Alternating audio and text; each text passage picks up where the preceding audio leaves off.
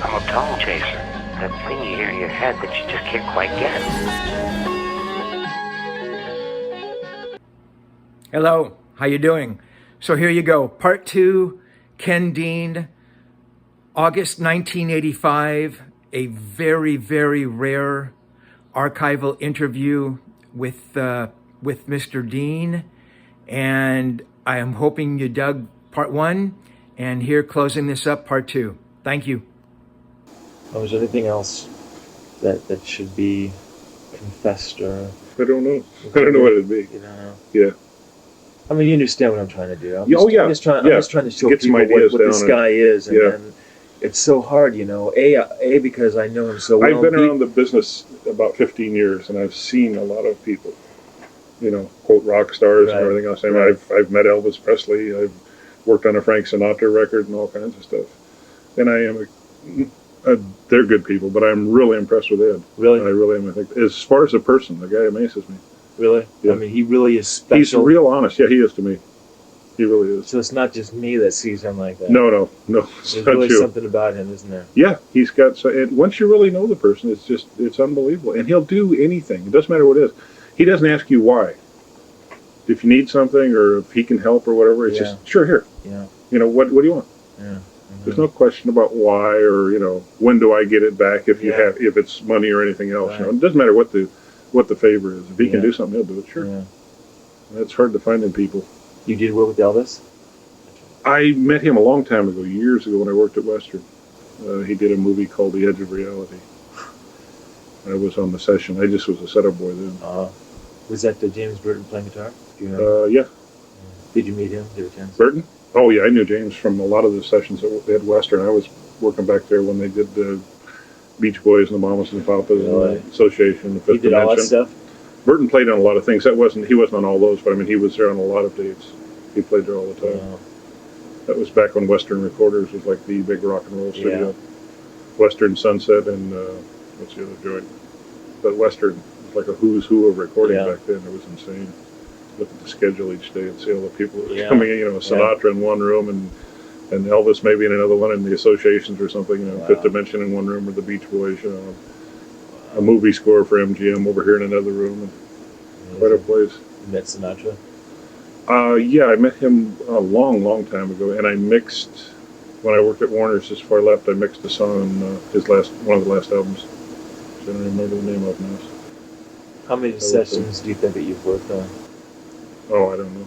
Hundreds and hundreds. Yeah, I've been in the business, like I said, about 15 years now. So I've been around a bunch of them. Are you from LA? Yeah, I was born here, Chatsworth. Really? Yeah, native California. Isn't your dad also? My dad worked for the film for RKO. He worked. He was head of the scene doc at RKO way back. He did the original King Kong. Really? Gunga Din. Wow. All those old movies. Yeah, my dad worked there. My grandfather was a carpenter for RKO. Really? Yeah. So I've been around the entertainment thing all that time. Wow. It's a fun business sometimes. Sometimes it'll drive you bananas. Did you and Don have anything to do with that radio station? No. That wasn't you? No. But that was Don. Oh, KPFK? Over at Santa Monica or something? Oh, yeah, he worked KCRW, I think it was. KCRW. Yeah. But that wasn't you? No, I worked for a short time, just a couple of months over at KPFK, a crazy FM radio station here in LA. That was strange. That's some weird people. We built some equipment for them. Really? Yeah, they were putting in their phone-in thing and all that stuff. You know, obviously call in for comments and that. I wired up a bunch of equipment for that. Just a short, I think it was a couple of months I was there. I forgot all about that. Do you miss the hands-on stuff? No, yes and no. I mean, sometimes it'd be fun, but there's so much pressure with that side of it. Yeah. It really is. Unbelievable. I mean, you're responsible for so much. And, especially if you're working for a record company, you have to deal with so many producers, and some of them put out a record, but they don't know their ass from a hole in the ground. You know, it's just a thing. Okay, we do this, you know, and they know that, but they have no idea what that means or what they're doing with it. And it can be frustrating. Again, you're dealing with personalities. There's some people I've worked with that I just hit it off, and it was a great party and everything else. I did some demos for a Who album, with Pete Really? Townsend. Yeah, the bass dances on Warner's, and that was a kick. The guy is another genius as far as I'm He was concerned. amazing. Yeah, and a real nice person. A lot of fun. And it was only demos. It was just demos for the album. They did the album, and then they came into town, and Pete called up and asked if I wanted tickets to the show. You know, the stuff I did was nothing. All those old people. Yeah. So Ed really does stand out then? Yeah, he does in my mind. He really does. Actually, I've met some people that are real nice. You know, and I thought they're good, but Ed just has something about him that you can't. It's hard to describe. I don't know what it is. Yeah. Neither can I. You know, you can't just say, well, he gives all the time to you, because it's not that. No. There's something else that's there that you can't put your hand on. Yeah. And say what it is, I don't think. And his music is just part of it, you know? Yeah.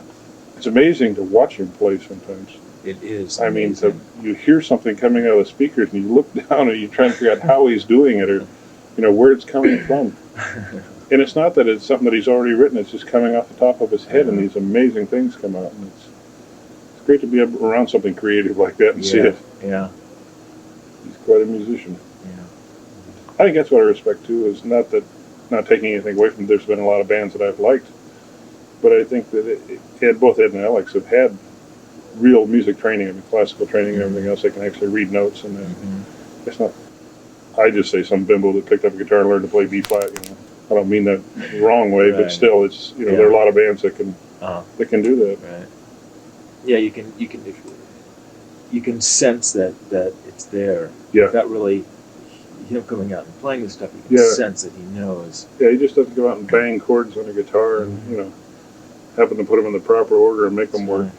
You know. Yeah, it was amazing. Quite a talent. God, is that a genius? I think so in his own right, yeah. I really do.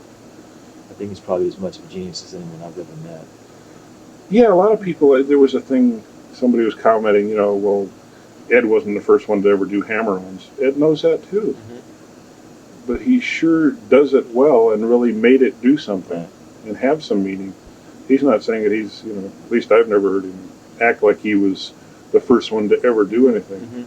But what he does with the instrument is amazing, and you can't take that away. And I think some of it's just jealousy on other people's part when they say, you know, well, other people have been doing that a long time ago. You know, somebody else did that years ago. True. But Ed has sure made it something, and he does it unbelievable. You know, and I think you have to give him the credit. Jealousy is a big part of it. These guys. It is. Because I talked to a lot of these guys. Yeah. They shouldn't be jealous. They should try and find out what theirs is, what they're, you know, and do it. Because Ed does that. I mean, Ed sits around actually thinking he's not that good. Oh, I know. You talk to the guy, he's very humble, you know, and, oh, this guy can make me look like I don't even know what I'm doing. You know, he's ridiculous. Yeah. You're sitting here saying, shut up. Yeah. Yeah, you never know how to react when he plays you something new, and your reaction is to say, I mean, my true reaction is, God, Ed, that is just so incredible. I can't even find words for it. And then so I try to be, I go, Ed, it's really good. And he goes, you didn't like it, did you? And I go, Ed, it's really, he says, okay, you didn't like it. You know, it's like, so it's amazing. So you really can't. Yeah. Yeah, you don't know what to do. You don't want to come off like a bootlicker, and at the same time you don't want to be so blasé that he's afraid to play something for you again. So he's amazing. He's so humble. It's just, he really is. I don't understand. I guess. Well, it's a reputation they have. You know, I mean, it's part of the business, if you want to call it that. Anyway, you know, to be the bad boys and the heavy metalists, you know, and this and that. But he really is a humble person. I know, but I mean, just to still have your sanity. I mean, as much as you want to be a nice person or normal, I mean, it has to be hard. In this business, I would think so. I don't know how he does it. And what's funny to watch him when he plays around here is if there's a lot of people in the room, he can't play. Really? He kind of clams up.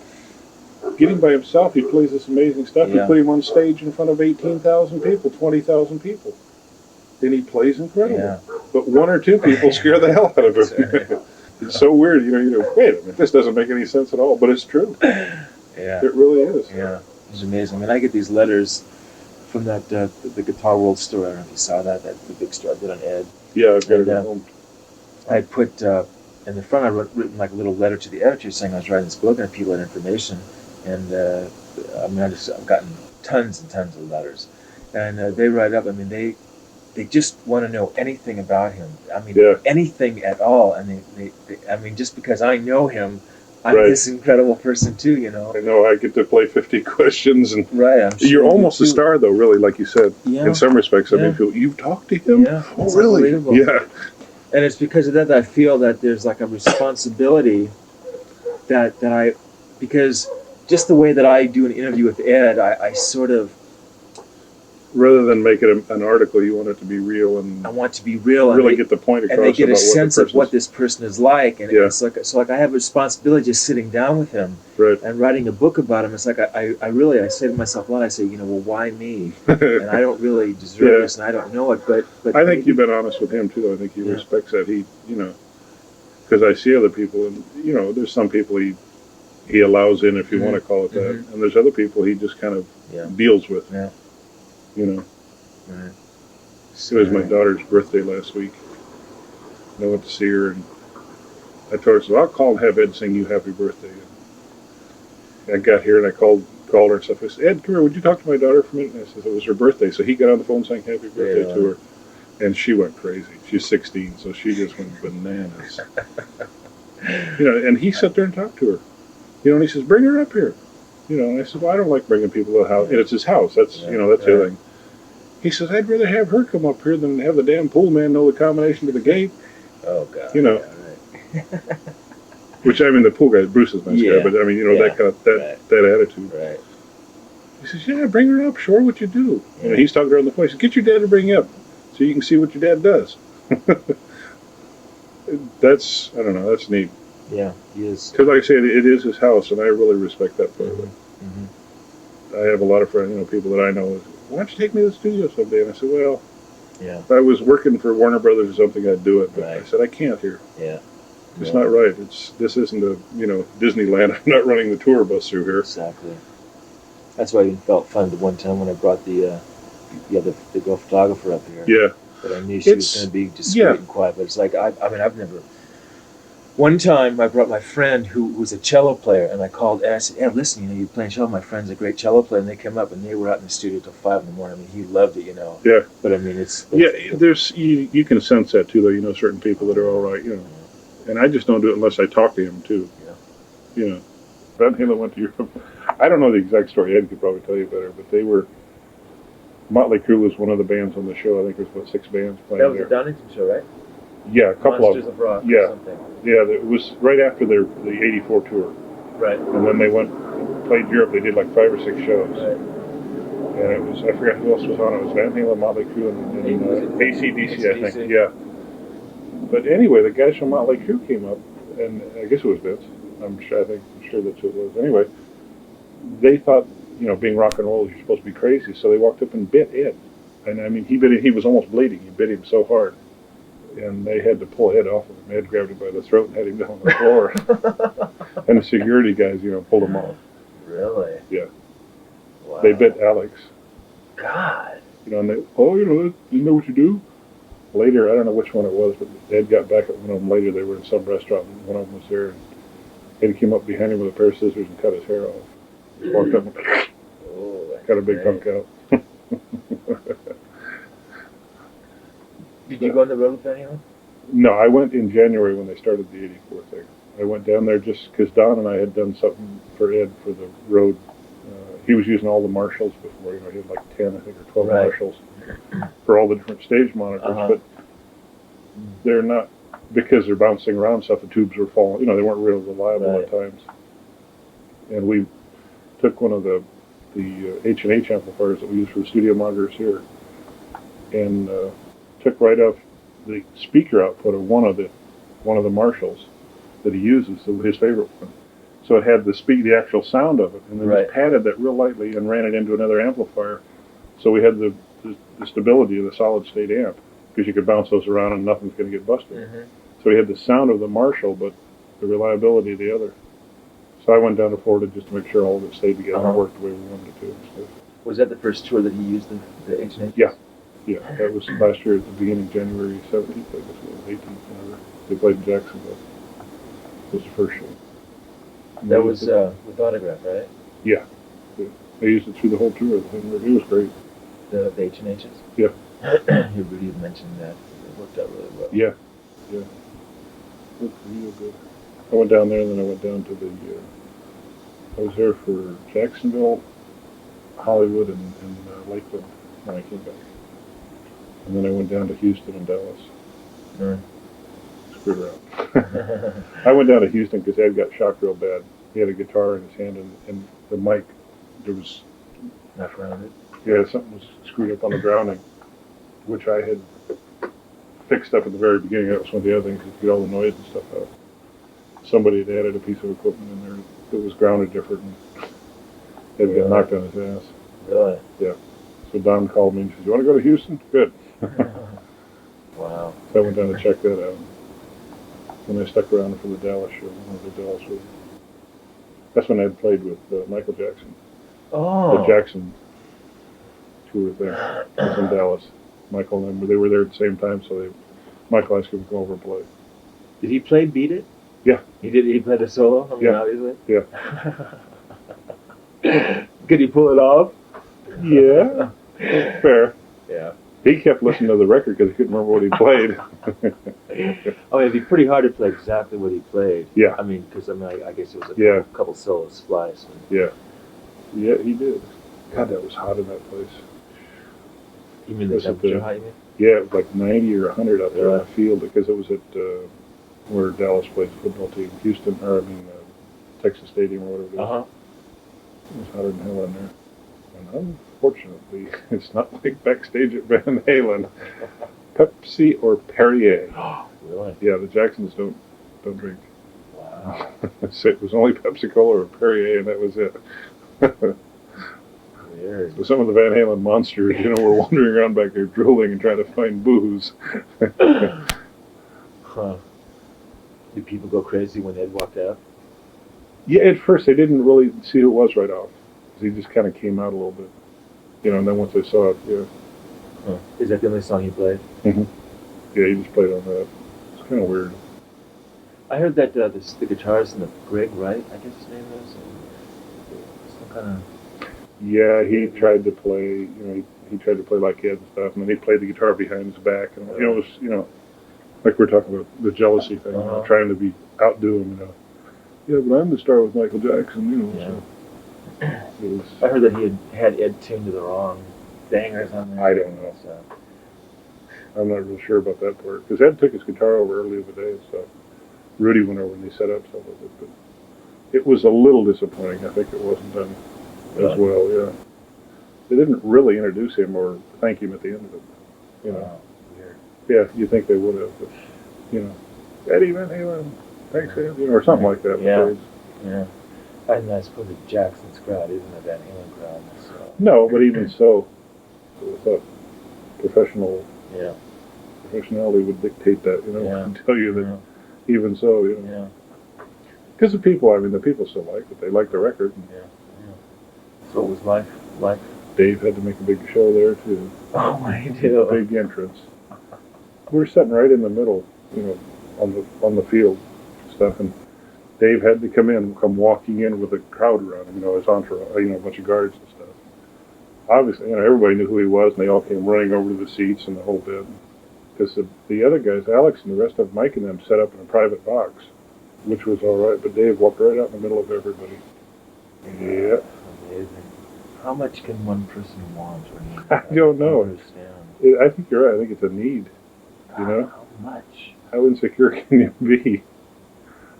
I'm insecure, and I've gotten to where I don't even give a shit anymore, Maybe I've grown up a little or something, He just marched right out in the middle of it. God, was that a mess. He lives for it, and Yeah. Edward can't. Edward hides from it.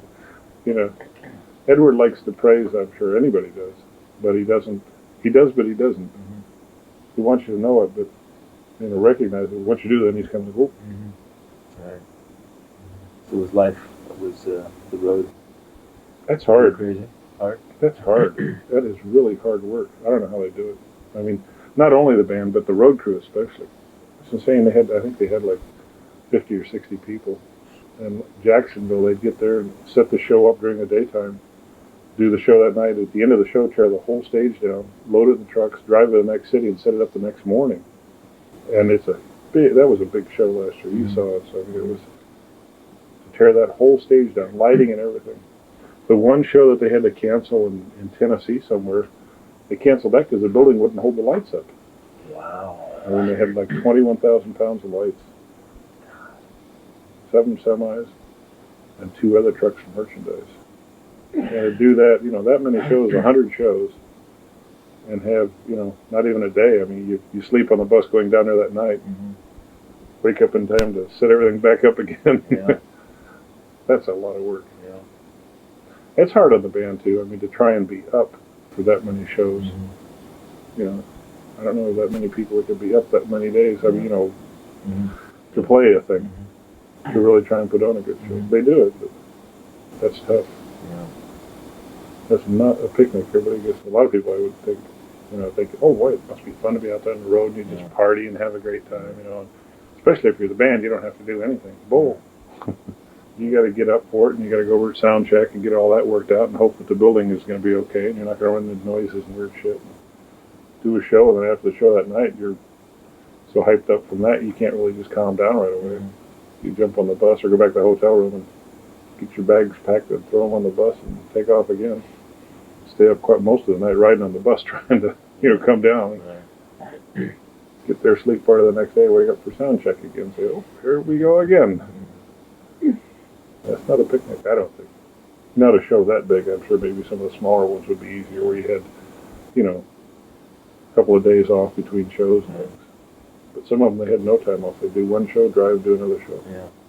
If they had done one last farewell tour, it would have been like one of the biggest. I think it would have been their biggest ever. I wish they would have. I wish they would have worked out that way. I think everybody did. Farewell Van Halen. I mean, it would have been one of the biggest tours in history. It would have set it up better for everybody. I mean, even for Dave. Would have done good for him.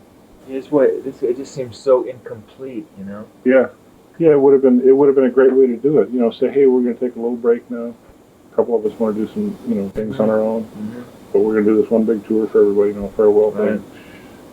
And you can't believe every single person who arrives says, oh, why didn't they do a last tour? Yeah. I mean, it would have been the right way to do it. It really would have.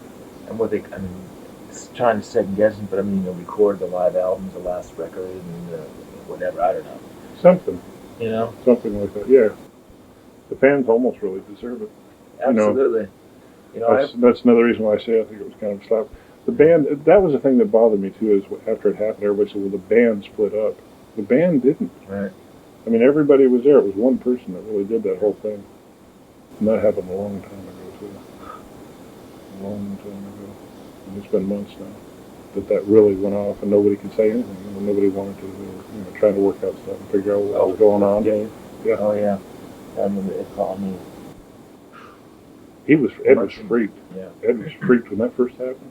Because he used to sit here and talk to me, and I said, I just, 12 years of my fucking life I put into this, We all did. We're all here working, and then this son of a bitch, he wasn't real excited. Yeah, I know. And I'm sure that Ed was a type that even having the same feelings that he would have continued on. He wanted to go on. Yeah, they were going to. I think the only thing they were going to do is maybe take a little bit longer break between the tour and maybe make the tour a different kind, not as, play bigger stadiums and play a couple of days instead of, one night here and, that kind of thing. I think that's what they had in mind. Well, if they had to go out in any way, having 1984's last record was the way to do it. Yeah.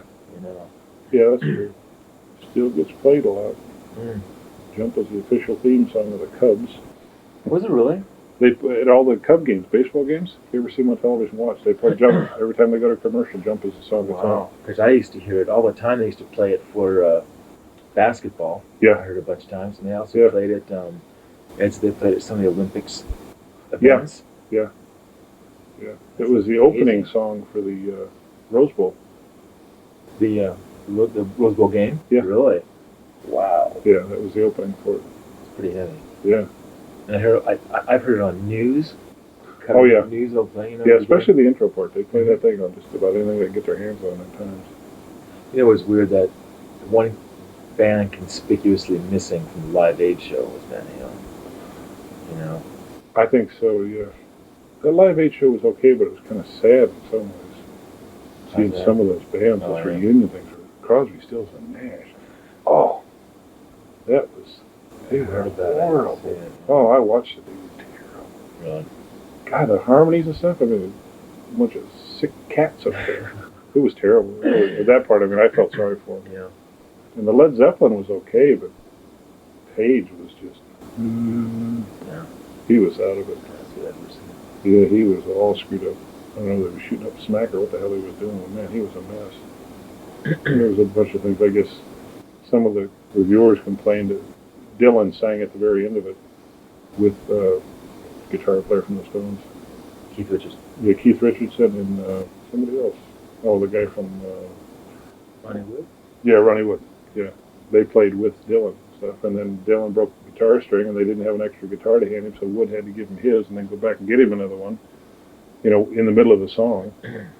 He had to go back and get another guitar. There was nobody there watching it. God. The one he got was not Yeah. tuned. And, you know, stuff like that. It was Yeah. kind of...